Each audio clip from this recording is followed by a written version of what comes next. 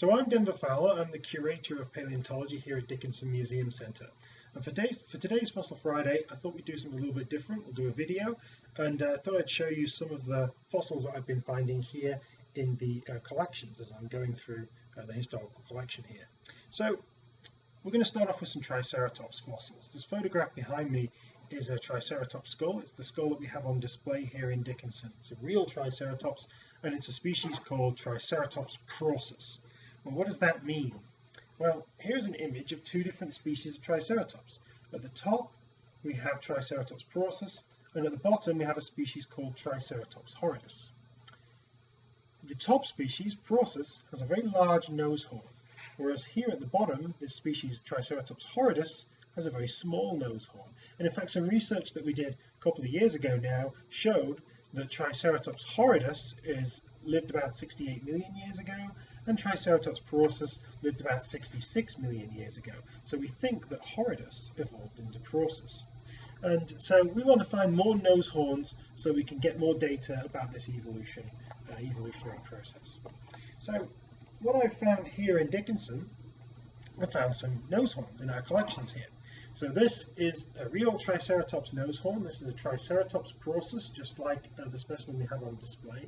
It's a very large nose horn. It's quite laterally compressed. It's quite narrow, this one. It's been a little bit crushed.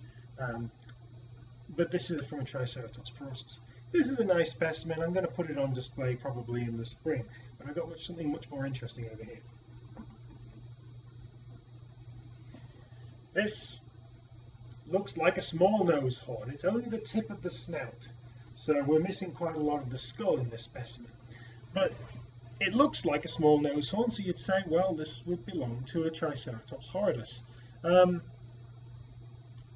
this isn't real. This has been added with plaster.